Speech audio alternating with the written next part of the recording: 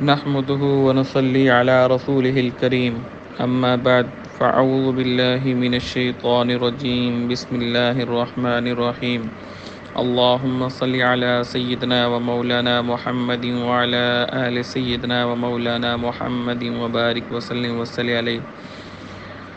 میرے پیارے بھائیوں، بزرگوں، دوستوں، اللہ تعالیٰ نے دنیا اور آخرت کی مکمل کامیابی پورے دین میں چلنے میں رکھی ہے۔ پورا دین ہماری زندگیوں میں اور سارے انسانوں کی زندگیوں میں آ جائے، اس کے لیے اللہ تعالیٰ نے نبی کریم صلی اللہ علیہ وآلہ وسلم کی ترتیبی محنت کو سبب بنایا۔ ختم نبوت کی وجہ سے یہ محنت اس کی امت کی ذمہ لگائی۔ یہ محنت ہماری ضرورت بھی ہے اور ہماری ذمہ داری بھی۔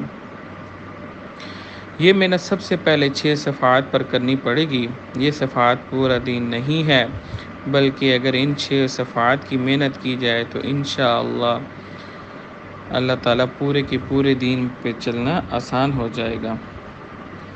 حضور اکرم صلی اللہ علیہ وآلہ وسلم کی ترتیب محنت بھی اسی طرح کی تھی۔ دوسروں کو دعوت دینا، اپنے پر مشق اور عمل کرنا، اللہ تعالیٰ سے دعا کرنا، یہ تینوں کام سب سے پہلے 6 صفحات پر کرنے ہوں گے، یعنی صفحات کی دعوت دینا، مشق کرنا اور دعا کرنا۔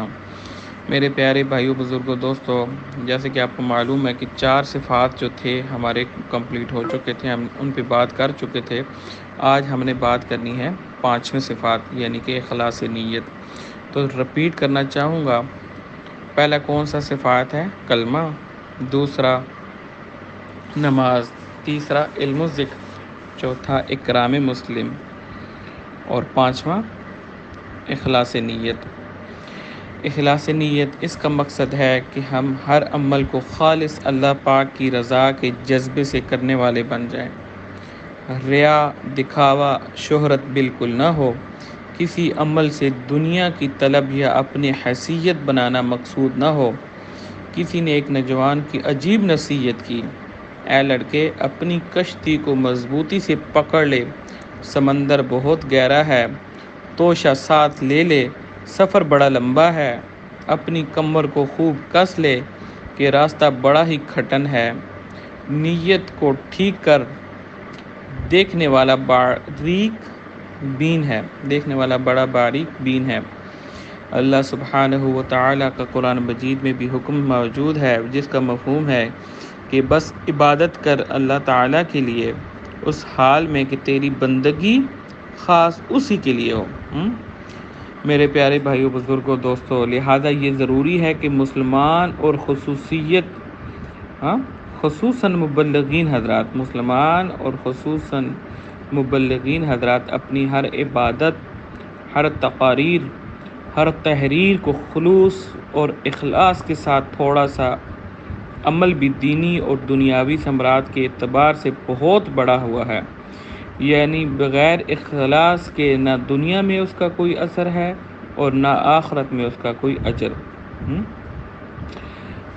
ویسے تو اخلاص نیت کے بہت سے فضائل ہیں، کچھ فضائل جو ہے موقع کی مناسبت سے اور ٹائم تھوڑا ہونے کی وجہ سے بیان کرنا چاہوں گا۔ پہلا جو ہے نبی کریم صلی اللہ علیہ وآلہ وسلم کا ارشاد مبارک ہے، حق تعالیٰ شانو تمہاری صورتوں اور تمہارے مالوں کو نہیں دیکھتے بلکہ تمہارے دلوں اور اعمال کو دیکھتے ہیں۔ ایک حدیث میں وارد ہے کہ نبی کریم صلی اللہ علیہ وآلہ وسلم سے کسی نے پوچھا، ایمان کیا چیز ہے؟ حضور صلی اللہ علیہ وآلہ وسلم نے فرمایا، اخلاص۔ دوسری جگہ فرمایا، خوشحالی۔ اخلاص والوں کے لیے وہ ہدایت کے چراغ ہیں، اللہ ان کے ذریعے سے بڑے بڑے فتنوں کو دور کر دیتے ہیں۔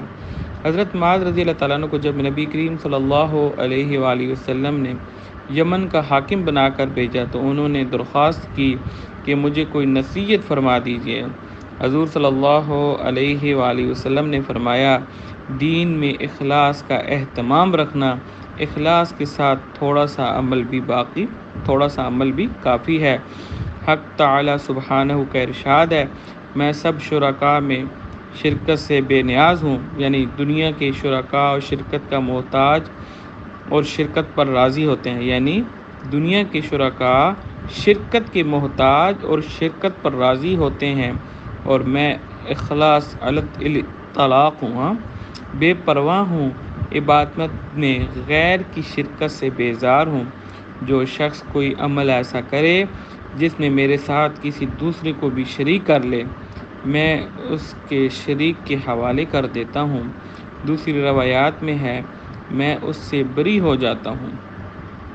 میرے پیارے بھائیوں، بزرگوں، دوستوں، قیامت کے دن میدان حشر میں ایک منادی آواز بلند کہے گا، جس شخص نے کسی عمل میں دوسرے کو شریک کیا وہ اس کا ثواب اور بدلہ اسی سے مانگے۔ اللہ تعالیٰ سب شرکاء میں شرکت سے بے نیاز ہیں، بہت بے نیاز ہیں۔ تمام عملوں کا دار و مدار نیتوں پر ہے اور ہر شخص کو اپنی نیت کا اجر ملے گا۔ ہاں، تمام عملوں کا دار و مدار نیتوں پر ہے اور ہر شخص کو اپنی نیت کا اجر ملے گا۔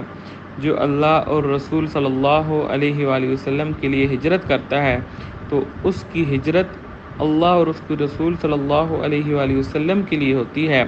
لیکن اگر دنیا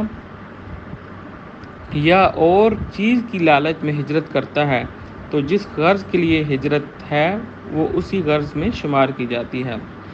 غزوہ تبوک میں جو لوگ بیماری کے باعث شریک نہیں ہوئے ان کے متعلق فرمایا کہ وہ ہر گھاٹی میں ہمارے ساتھ شریک تھے، کیونکہ ان کی نیت جہاد کی تھی، اگرچہ وہ کسی عذر کے باعث شریک نہ ہو سکے۔ کسی نے نیکی کی نیت کی لیکن اس کی نیکی کا وقوع نہیں ہوا، تب بھی ایک نیکی لکھ دی جاتی ہے۔ ہاں میرے پیارے بھائی، بزرگوں، دوستوں، ایک شخص کے پاس مال بھی ہے اور علم بھی ہے، یہ اچھا کام کرتا ہے اور غرباء کا حق سمجھتا ہے تو قیامت میں یہ اعلیٰ مقام پر ہوگا۔ ایک دوسرے شخص کے پاس مال اور علم تو نہیں ہے لیکن وہ اس کی نیت ضرور کرتا ہے، اگر میرے پاس مال اور علم ہوتا تو میں بھی یہی کام کرتا، تو جو فلاں شخص کر رہا ہے، قیامت کے دن ان دونوں کو اجر برابر ملے گا۔ ایک شخص نے بستر پر لیٹتے وقت یہ نیت کی کہ رات کو تہجد کی نماز پڑھوں گا، مگر رات کو آنکھ نہیں کھلی یہاں تک کہ صبح ہو گئی، تب بھی تہجد کا اس کو ثواب ملے گا، اور یہ سونا اللہ تعالیٰ کی طرف سے اس بندے پر احسان کے طور پر رہا۔ حضور صلی اللہ علیہ وآلہ وسلم کی حدیث کا مفہوم ہے، جو شخص ریاکاری سے نماز پڑھتا ہے وہ مشرک ہو جاتا ہے، اور جو ریاکاری کا روزہ رکھتا ہے وہ مشرک ہو جاتا ہے۔ نبی کریم صلی اللہ علیہ وآلہ وسلم کی ایک طویل حدیث کا خلاصہ ہے کہ قیامت کے دن جن لوگوں کا اول وقت میں فیصلہ سنایا جائے گا ان میں ایک کون ہے؟ ان میں ایک شہید، دوسرا عالم، تیسرا مالدار۔ خصوصی توجہ کی ضرورت ہے، کون سے وہ تین لوگ ہیں؟ ایک شہید، دوسرا عالم، تیسرا مالدار شخص۔ ان کو بلا کر اللہ تعالیٰ اپنی نعمتوں کا جو ان پر فرمائی گئیں اظہار فرمائیں گے۔ اس کے بعد ان سے سوال ہوگا ان نعمتوں سے کیا کام لیا؟ شہید عرض کرے گا تیری رضا کے لیے جہاد کیا حتیٰ کہ شہید ہو گیا۔ عالم عرض کرے گا علم پڑھا اور پڑھایا اور تیری رضا کے لیے قرآن حاصل کیا۔ مالدار عرض کرے گا کوئی مصرف خیر ایسا نہیں جس پر تیری رضا کے سبب میں خرچ نہ کیا ہو۔ ارشاد خداوندی ہوگا یہ سب جھوٹ ہے، تم لوگوں نے اپنی شہرت کے لیے سارا کام کیا۔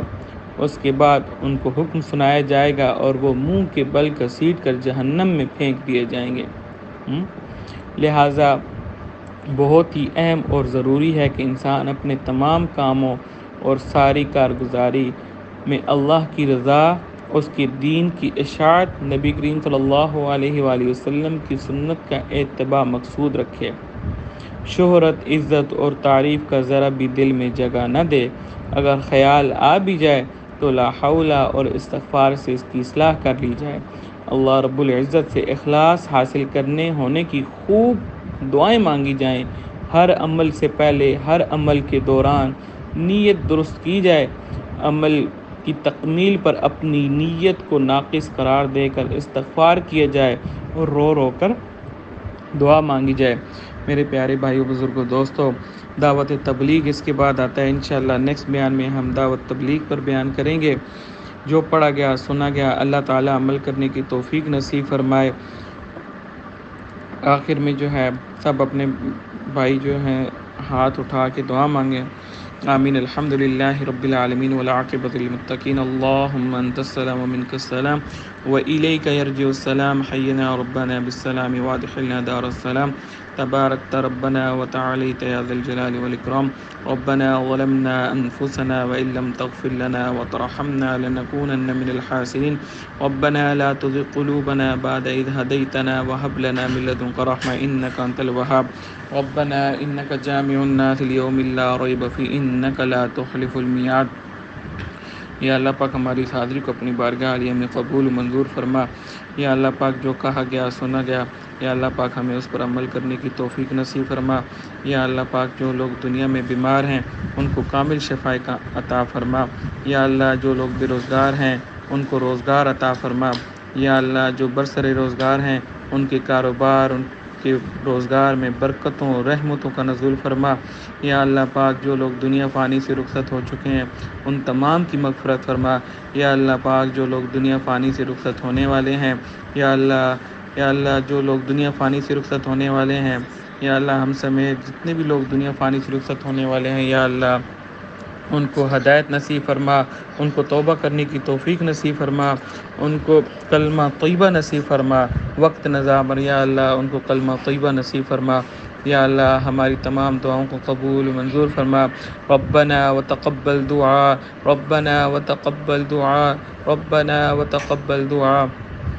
یا اللہ ہماری تمام دعاؤں کو قبول و منظور فرما۔ یا اللہ ہمیں مانگنا نہیں آتا، بے مانگے عطا فرما۔ یا اللہ جو مانگ سکے وہ بھی عطا فرما، یا اللہ جو نہیں مانگ سکے وہ بھی عطا فرما۔ سبحان ربک رب العزت عما یصفون وسلام علی المرسلین والحمد للہ رب العالمین برحمتک یا ارحم الراحمین۔